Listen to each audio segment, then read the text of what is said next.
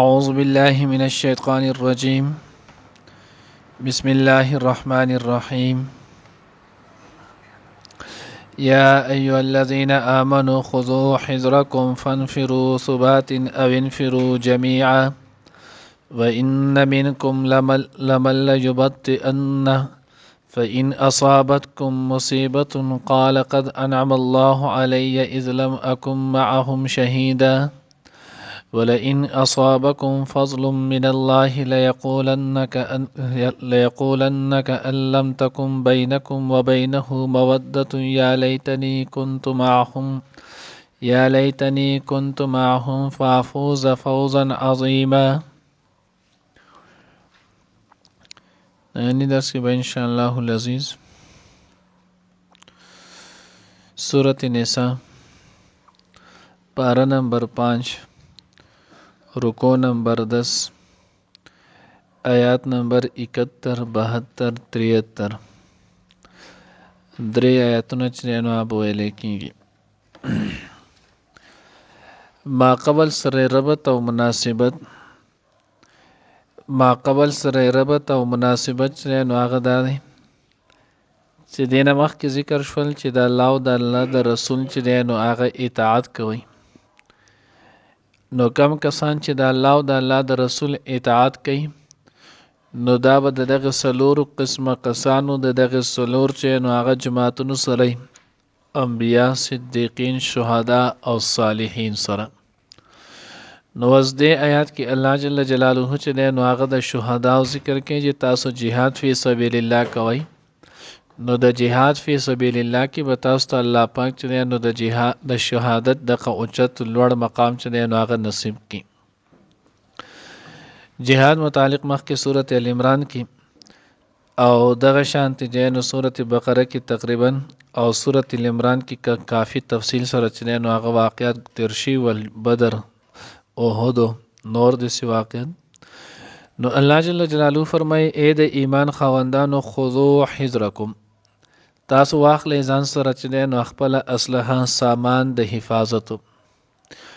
نو دینه معلومه ده شوله چې د انسان باندې خپل حفاظت د چې نو هغه لازمی دی، ځکه د انسان وجود دا د الله جل جلاله امانت دی او چې کله د انسان وجود دا د الله پاک امانت دی نو دی به د دې امانت په هر صورت کې چې نو هغه حفاظت کوي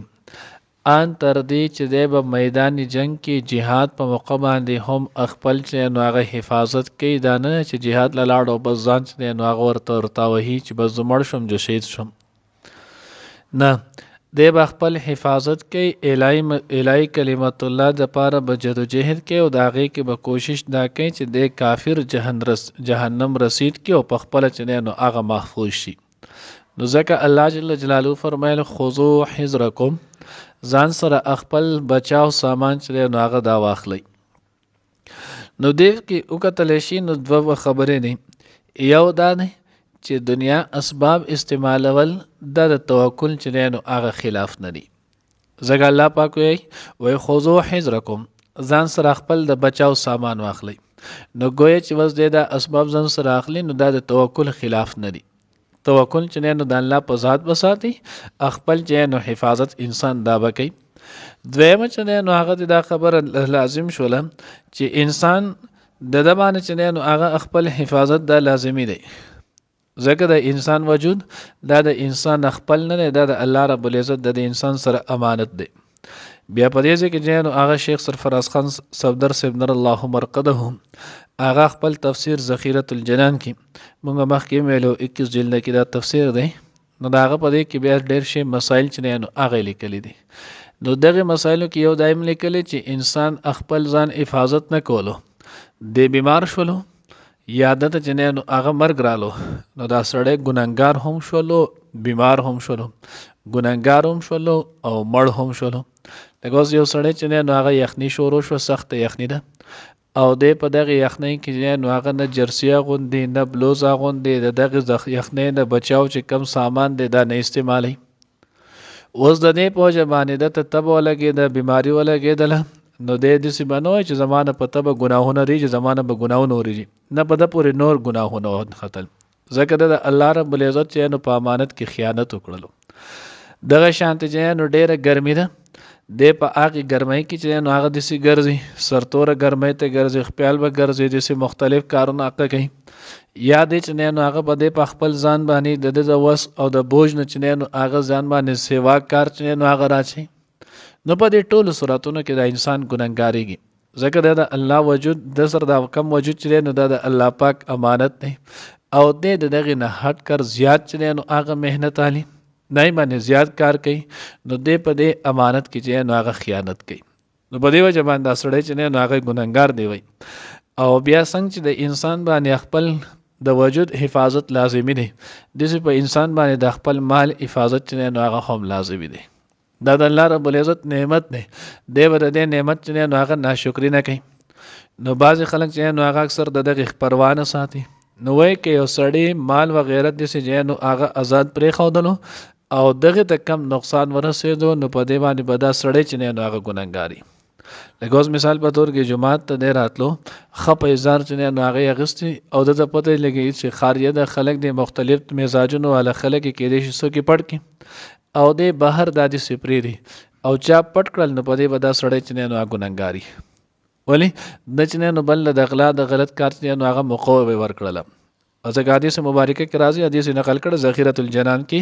چې اجعل نالیک تحت عینیک اجعل نالیک تحت عینیک خپل پیزار د خپل مخې ته چې نو وضاحت کې چې نو خپل مخې ته کېده د خپل نظر وړاندې کېده یعنی محفوظ کا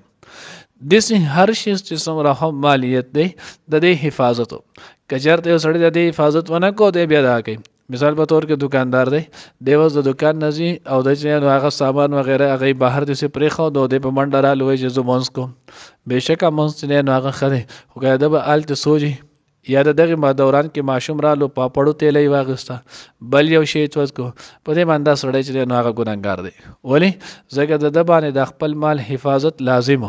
د دې مال چې نو هغه حفاظت ونه کو. نو بهرحال دا ډېر شی لیکني نو الله رب العزت وایي تاسو د ځان سره د خپل بچاو سامان والئ فنفرو بیا روان شي صباتن چې نو هغه ټولي ټولي صبات د صبتون جمع ده او صبه ویل کېږي چې نو هغه ګروپ ټولي او ډلې ده او انفرو جميعا او یا روان شي ټول په یو ځای یعنی د وخت تقاضې مطابق چې نو هغه ځای که د یو ځای تللو کې مصلحت نو یو ځای لاړ شي که په لږ لږ کچ ورکوټو جماعتونو تللو کې مصلحت جو په هغې کې لاړ شي یو دوه چې دی نو هغه مزه ځکه چې یو یې نو دویم سره شیطاني چې دوی نو دریم سره شیطاني چې درې شي نو دا بیا جماعت شولو بیا دوی د شیطان چې دی نو هغې نه محفوظ کېږي. نو ځکه الله وایي فنفرو روان شي اوځئ صبات چې نو هغه ډلې ډلې او انفرو جمیعا او یا چې نو هغه لاړ شي ټول په یو ځای. و ان منکم لمن او بېشک ځینې تاسو کې هغه دی لیبطئن چې هغه وروسته پاتې کېږي فإن اصابتکم مصیبت نو که بیا چېرته ورسېږي تاسو ته چې نو هغه څه مصیبت او تکلیف نو چې کله دغه مصیبت او تکلیف ورسي قال نو دی وایي قد انعم الله علی الله په ما باندې چې دی نو هغه لوی احسان وکړلو اذ لم اکن معهم چې زه نه هم د دې سره شهیده حاضر. نو دی آیت کې اوس د منافقانو چې دی نو هغه ذکر کوي منکم ضمیر سره ولي ذکر کړو نو منافقانو به هم په ظاهر باندې کلمه ویله نو ځکه چې نو ان منکم وویلو کنه منافق د مسلمان د جنس نه دی خو ظاهري طور باندې به د کلمه ویله نو ځکه الله پاک وي. نو بعضې منافقان داسې دي چې د به هیره پیري چې نو هغه وکړله ځان به په سجوړ باندې په چل ول باندې چې نو د جهاد نه به وروسته کړلو بیا به د هلته تقدیر غالب رالو مسلمانانو ته په څه وجه باندې چې نو هغه تکلیف ورسېدو څوک به زخمیان شول څوک به شهیدان شولو یا به د فتح په ځای چې نو هغه شکست وشولو نو دوی به یاره د خدای لوی احسان دی چې زه ورسره نه وم زه به دغه ځای کې چې نو هغه ورسره په دې کې شریک شوی نه وم الله چې نو هغه په خپل کارونو باندې ښه پوهېږي لم اکن معهم شهیده چې زه که زه سره که زه سره وی چې دا نقصان دا چې نو وبال دا به ماته هم رسېدلو. الله وایي ولا ان اصابکم فضل من الله خو که چېرته روح بدل شي او مسلمانانو ته چې نو فتح میلاو شي مال غنیمت ورته میلاو شي علاقه ورته میلاو شي د هغې علاقې چې نو ځمکې ورته میلاو شي نو چې کله ورته دغه نعمتونه میلاو شول د هغې سره سره د الله پاک رضا ورته میلاو شوله نو بیا دی وی لیقولن نو ضرور دی به وایي که ان لم تکن بینکم و بینه مودته ولې چې نو هغه ګویا نه وه زمونږ او ستاسو په منځ کې چې نو هغه محبت دوستي یا لیتنی کنت معهم فافوز فوزا عظیما هی افسوس چې موږ د دې سره چې نو هغه وی نن به موږ هم په دې لویه کامیابۍ سره چې نو هغه به کامیاب شي ول نو الله رب العزت وی د منافق خصلت دا چې دوی تاسو ته کله سوچ تکلیف در ورسي نو په دغه تکلیف باندې دوی خوشحاليږي شکر دی چې موږ سره نو دوی ته دا تکلیف میلاو شو او چې کله راحت میلاو شي فتح میلاو شي مال او دولت میلاو شي نو بیا افسوس کوي ارمانونه کوي چې کاش موږ هم په دې موقع کې حاضر ویلې او موږ ته هم دغه نعمت او دغه جنو هر څه میلاو شي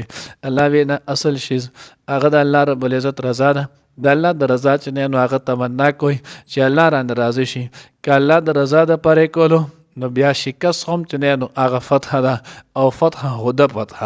نو دی وجنه الله پاک وی د منافقانو دغه خصلت دین چې نو هغه ځان ساتي او خپل حفاظت چې نو هغه کوي په هر انسان خپل حفاظت چې نو هغه لازمي دی الله دې موږ ته د خپل کلام صحیح په نصیب کړي یا ایها الذین آمنوا اے د ایمان خاوندانو خذوا واخلی حذرکم اسامان د بچاو خپل یعنی اسلحه خپل فانفروا بیا اوزی روان شي ثباتن ټولی ټولی او انفروا یا روان شي جميعا ټول په جمع و ان منکم او بشک ذنی لتا سنا لمن اغسوک دی لیبت ان چاغه ورست پات کیږي فان اصابتکم بیا کچری ورسیږي تاسو ته مصیبت مصیبت تکلیف قال نوای قد انعم الله انعام کړ الله پاک علی پما باندې اذ لم اکم معهم چې زنوم دغه وخت دا غوی سره شهید حاضر ولئن اصابکم او کچری ورسیږي تاسو ته فضل مال غنیمت کامیابی فتح من الله د طرف د الله ليقولن نواغب ضرور وای کأن لم تکن گویا چې نو بینکم ستاسو په و بینه زمون او ستاسو ترمنځ مودتن دوستی یا لیتنی کاش هی افسوس کنتو معهم چې زوی د دې سره فافوزا نو زب کامیاب شو ما په فوزا عظیم کامیابی لوی سره یا ایها الذین آمنوا اے د ایمان خاوندانو خذوا حذرکم واخلی خپل اسلحه فانفروا ثبات او انفروا جميعا بیا روان شي چې نو هغه ډلې او یا چې نو ټول په یوځي و ان منکم او یقینا بعض لتا سنمن اغلمن غسوک دی لیبت ان چې هغه ورست پات کیږي فان اصابتکم بیا کچری ورسیږي تاسو ته مصیبت تکلیف قال نو وای قد انعم الله علی انعام کړه الله پاک په ما باندې اسلامکم معهم شهیدا چې سنوم په دغه وخت کې د دې سره حاضرو ولئن اصابکم فضل من الله او کچری ورسیږي تاسو ته فضل د الله د طرفه